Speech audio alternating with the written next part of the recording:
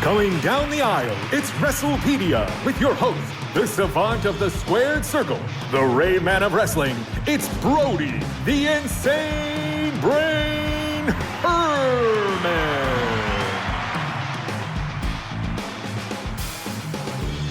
Welcome to WrestlePedia with Brody, the insane brain Herman, the savant of the squared circle. And I am, of course, the dad. For those of you who've never tuned in before, or if this is the first episode, what have you, just to let you know that Brody is 18 years old. He has been a student of professional wrestling since you were how old? From a very young age. I mean, elementary school age, I would say, or even before that. So. And is it fair to say that you have seen basically every professional wrestling match in the history of wrestling? Wouldn't say that, but I've seen a lot of wrestling matches in my day, that's for sure. He's very humble. Anything available on YouTube you've seen, anything available on the WWE Network, you've seen them all. Yeah. All the WrestleManias. All the WrestleManias. All the big events. All the big events. Okay, well this is going to be fun. What we're going to do today is we're going to count down the top 5 managers in the history of professional wrestling. And, I'm not a wrestling expert the way you are, but I am a person who watched some growing up. Yeah. And I am sporting my Hulk Hogan Fu Manchu today at your request. I actually had a big beard, but he said, how about a tribute to Hulk Hogan? And I said, I think I can do that. Yeah. Anyway, without further ado, let's get cracking on this list because a lot of people are going to probably disagree with you. Sure. But that's okay. They can leave something in the comments or they can contact you via email at brody@theinsanebrain.com. Yep. Okay, let's get started. Who do you have at number 5 for the greatest manager of all time? I have Jimmy Hart, the Mouth of the South, at number 5. Oh, Jimmy Hart, who we happen to have right here, right? Yeah. Tell us about Jimmy Hart. Who are some of the big names he represented? Well, I want to start off with, of course, Jimmy Hart was a huge wrestling fan. He's from the Tennessee region in Memphis. And, of course, he was a huge wrestling fan watching Sputnik Monroe, who's an iconic figure in the wrestling business. He was one of the first wrestlers that actually wanted all races and creeds to come watch him perform in the squared circle. And over the years, Jimmy Hart was a heck of an athlete in high school. And he actually... little to me. Yeah, a little bit. He ended up getting really big, being a part of the band called the Gentrys.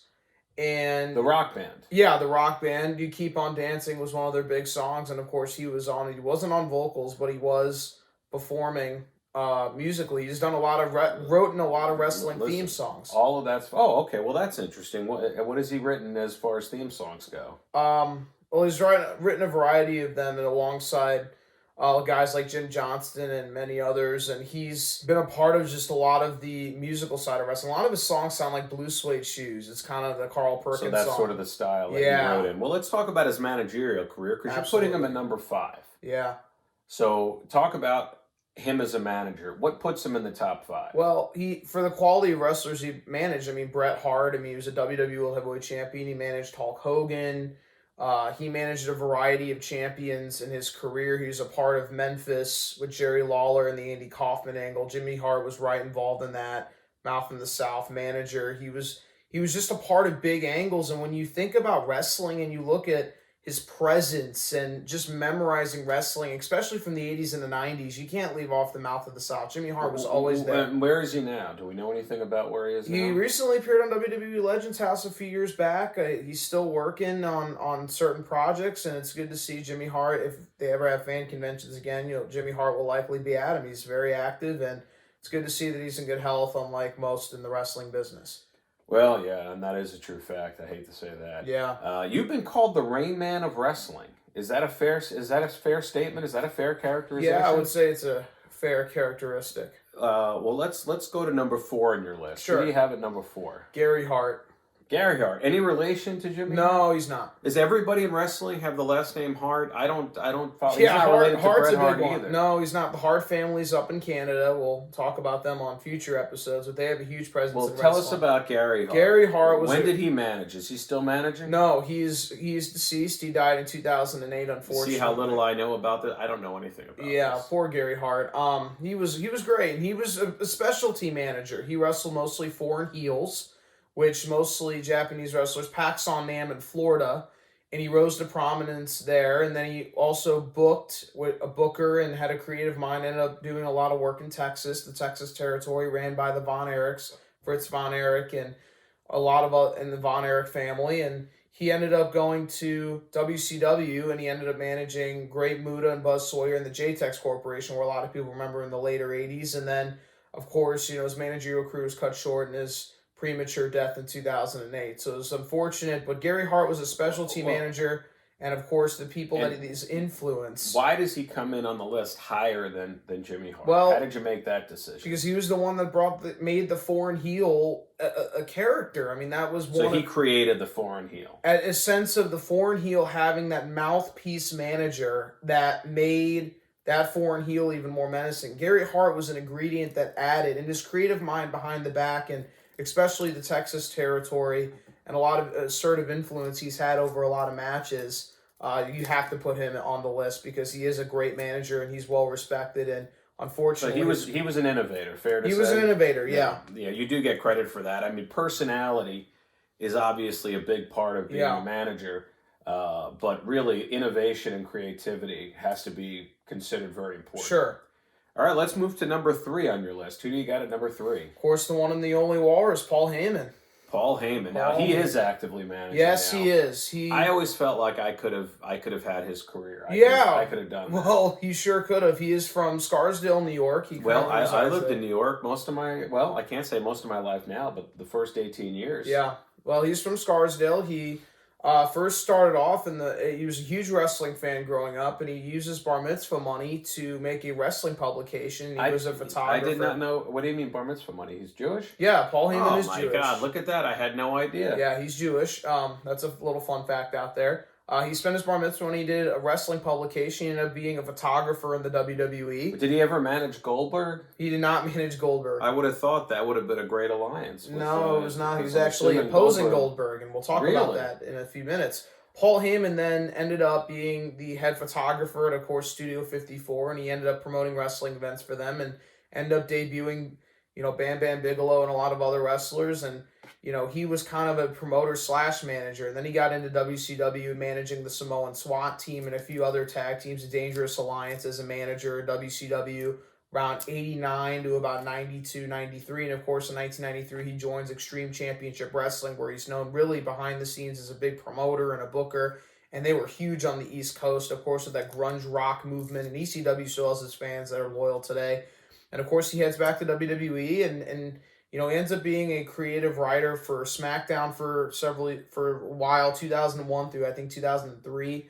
He was a head writer of SmackDown. And then, of course, what he's probably most notorious for is the debut and rise of Brock Lesnar. He was the manager for him in the beginning. And I've always said Brock Lesnar, of all the guys, if I believe if all fights were just fair and there wasn't so much scripting and planning, I can't imagine any human being beating Brock Lesnar. Well, Brock Lesnar is one of the greatest amateur wrestlers, professional wrestlers, and mixed martial artists the world has ever seen. Like if God had sat down and said, let me make somebody who looks like a wrestler. Yeah. I feel like God would have made Brock Lesnar. That's a Goldberg quote. Actually. Is it really? Yes. I didn't even know that. If God were to create a warrior that looked like a wrestler, it would be Brock Lesnar. And he does. I mean, he's got a head like a block. Yeah. He no neck, or if there is a neck, I mean, it goes right into his shoulders. It was intimidating. And he was one of the youngest. He was WWE Heavyweight Champion the first year he was on the WWE main roster. I mean, this shows you the guy that he was and just the character, magnitude, and being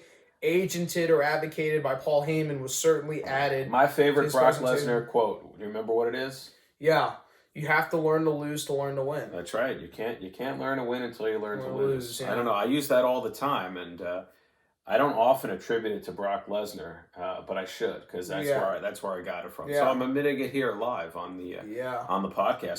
So, other than Brock Lesnar, who are some of the modern wrestlers that He's Paul managed. Heyman manages? He's managed CM Punk, WWE World Heavyweight Champion. He's managed Ryback, Curtis Axel. He currently manages the Universal Champion Roman Reigns. So Paul Heyman is still very The involved big in the names. wrestling. Yeah, I the mean, big names. those are the big names. Yeah, when you think of managers, especially in the modern era, and you think about the cell phone that he carries and the Yankees ball cap, I'm having a hard time. You've Paul only Heyman. got 2 left on your list, and I could already think of so many names that come to mind for me. Let's move to number 2 on your list. And then after you reveal number 1, I'm going to ask you about a few big names that did not make your cut and find out why they didn't make the cut. But who do you have at number 2? Well, this might cause a racket, and you'll see why that's funny in a minute. Jim Cornette. Obviously, you can't leave off great wrestling managers with Jim Cornette. And Jim Cornette was another one of these great innovators like Heyman and Gary Hart. But that's what's great about managers. A lot of managers book wrestling because they know the reaction of the fans. And Jim Cornette, let's start off. Him and Heyman's careers are almost identical. Heyman's the northern version of the southern Jim Cornette. Jim Cornette was a photographer in the Memphis territory in Louisville for the Jarretts, Christine Jarrett, and then Jerry Jarrett and Jeff Jarrett later on. And the Jarretts ran the Memphis territory with Jimmy Hart, Jerry Lawler, Andy Kaufman, and a lot of other people. Jesse Ventura appeared there a little bit. And, he became a manager shortly thereafter, and of course, then in 1983, he was paired up with the Midnight Express, which is his most famous tag team that he managed, which included Bobby Eaton and Dennis Condrey. And then, of course, 1987, when they were in Jim Crockett Promotions, it would become Stan Lane and Bobby Eaton, and he managed them until 1990. And then he managed the Heavenly Bodies in Smoky Mountain Wrestling with Jimmy Del Rey and Tom Pritchard, and then earlier on, it was Stan Lane and Tom Pritchard.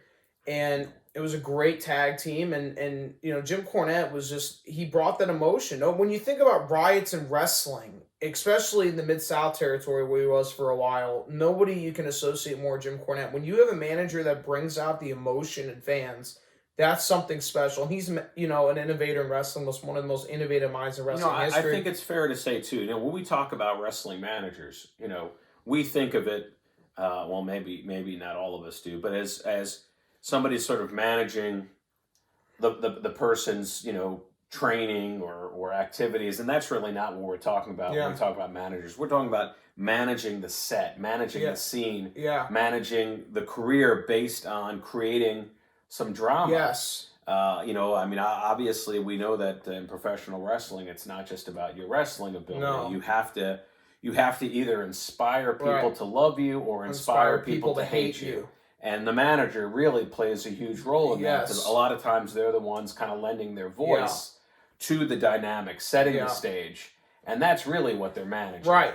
Any other big names that Jim Cornette is associated with from a wrestling standpoint? He managed Yokozuna, who's a WWE Heavyweight Champion in the 90s a little bit, with Mr. Fuji, who I don't really think was good of a manager. Cornette added a lot. Cornette, when you talk about that emotion and when you riot and you get angry at a manager for doing something, that separates just an average manager that just cuts a promo to one of a great manager, is to instill an emotional response that, yes, you realize that, man, it's somewhat of a performance, but man, when you get that emotion and a riot at a wrestler or riot at Jim Cornette for doing a promo, that's the reaction he wants. I mean, you try to harass Cornette, and he's still active. He is somewhat active. He does a podcast called the Jim Cornette Experience and Jim Cornette Drive-Thru. But a tremendously popular podcast. He's tremendously even to this popular day, people figure. want to hear what he has to say. Yeah, he is a guy full of opinions, and he is very knowledgeable in the wrestling business. When you talk about the term savant, which he uses a lot,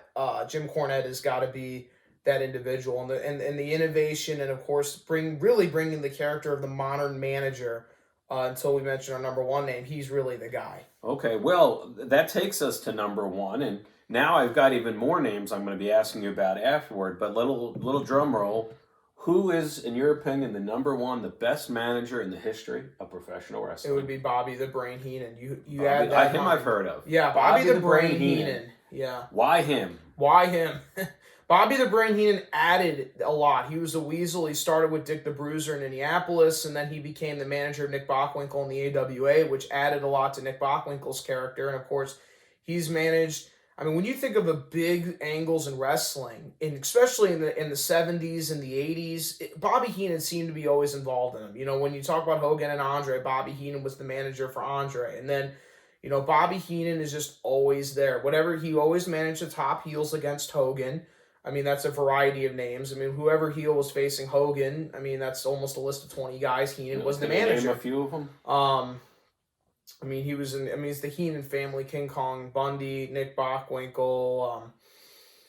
I mean, there's just so many. I mean, Andre, just a lot of people that he's managed over the years. Kamala a little bit. And is there anything else? Was he a significant player in the early age of WrestleMania? Yeah, he was. I mean, WrestleMania 1, Heenan was on the card, wrestling almost every heel on the card. I mean, he was pretty much the guy. I mean, Bobby Heenan, he came over from the AWA with Mean Gene Okerlund, which, I mean, those two additions from the AWA and Hulk Hogan basically made WWE the company that it is today. I mean, if you didn't have Heenan there, and of course Heenan was on Wrestling Superstars and wrestling with Gorilla Monsoon, his friendship with him, and him even announcing for WCW. He was, famous for his voice in professional wrestling behind the mic, and he had a great heel promo, and he, really was what the epitome of that Weasley manager really is. Fun fact is, with Bobby Heenan, he's the only manager that famous wrestling promoter from St. Louis, Sam Muchnick, would ever book would be Bobby Heenan. He didn't like managers, he didn't like interviews, and he didn't like tag teams very much, but he will book Bobby Heenan because he knows how much Bobby Heenan means to a wrestler. He adds that ingredient, not only promos, but just his Weasley attitude and just how he's able to manage. I mean, manage Rick Rude, he managed a variety of wrestlers. I'm going to throw out a few names to you that did not make the list. And for each of them, you don't have to give us the bio, but just let us know why they didn't make the list. Yeah. Now, and maybe I'm just remembering these guys from my youth, but right. Captain Lou Albano does not make your list. Why? His mark on the wrestling business wasn't that big. I mean, to be honest, he was a WWE manager. He was most known for being in a music video with Cyndi Lauper. Cyndi Lauper, that's where I know him from. Girls Just Want to Have Fun. Yeah, and also having those rubber bands in his rubber beard. bands. Yeah, and he had that, that blue vest and always a white t-shirt under it. But he wasn't really involved in really making wrestling what it is today. When you think of managers, you don't really segue towards him. You only think about him really with Cyndi Lauper. And when you talk about big wrestling names, he was never really associated with big angles, and you never remember big wrestling. Did he have Magnificent Morocco? Was that he was for a little while, but yeah, I mean he floated around. Whatever happened to Don Morocco, Magnificent Morocco? He had a solid career as Intercontinental Champion, but he kind of petered out after a while, and he did pretty well. I remember as a kid his rivalry with Tito Santana. Yes, for the IC belt, and had a lot of fun with that. Yeah, that's my era. Yeah, that's your era. Let me bring up another name. What about the Grand Wizard? Paul Heyman likes that guy. Grand Wizard took Paul Heyman under his wing. Grand Wizard was a character. He was, one of those three managers in WWE: Grand Wizard, Classy Freddie Blassie, that's the next name I was going to ask you. It's those three WWE managers. Those are the guys I grew up with. Right. But Freddie Blassie did not make your list. No, he was a native St. Louisan, by the way. Fun fact. Classy Freddie Blassie was a great wrestler in California, ended up being a manager. He was involved in a few big angles, but he wasn't really involved in that emotional side of WWE. Those three managers were atop at one point. Then when really superseded them was Jimmy Hart and Bobby Heenan, and then they kind of gotten thrown on the wayside when those two guys kind of took over the main event angles, and then they pretty much did the rest of them if they needed managers. And of course, that's why managers have faded today, because once a lot of the guys like Heenan that's what makes Paul Heyman number 3, by the way, is Paul Heyman's one of the only managers still around.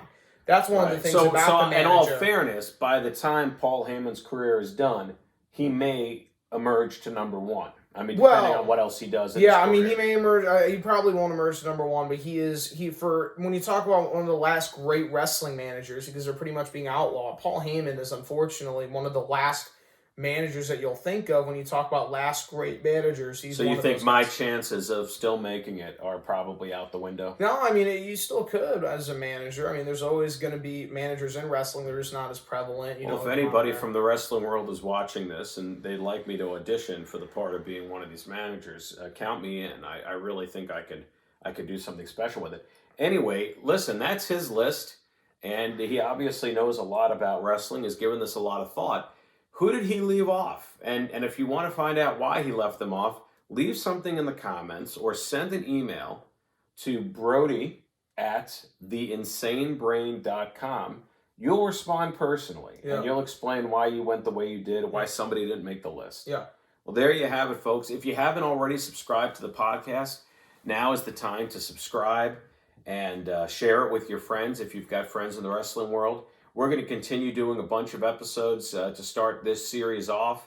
And we're going to start, season 1 is going to be filled with debate episodes. Yeah, absolutely. Ranking episodes. But Yeah. after that, we're going to expand to a wide variety Of wrestling topics. Yes. Any final thoughts? I mean, just all great managers for different reasons. I mean, the managers, unfortunately, is kind of a lost art in wrestling. When you think of wrestling in the 60s and then the 70s and really the 80s and into the 90s, managers were a huge fixture in the professional wrestling business and added that mouthpiece to wrestlers that didn't have the mouthpiece. Well, and it may be that the guys they're bringing along today or have more mouthpiece oriented. They're a little bit more natural characters It's themselves. more promo based. Because when I remember watching in the 70s and 80s, if you just had a guy who was huge, like Andre the Giant, Right. you made him a wrestler. Right. He wasn't the most articulate fellow in the world. No, that's why you tacked him with Bobby Heenan. Tacked him on. Nowadays, a lot of the people they hire to wrestle can also have the personalities. Right, they put the promo in there, and they don't really have managers now. Though there are some promotions that still believe in managers, and normally a lot of managers are ex-wrestlers, or some managers are photographers that they like. Well, there you have it. Listen, the guy makes perfect sense to me. Yeah. Thank you for tuning in, and we will see you next time. Take care. Take care.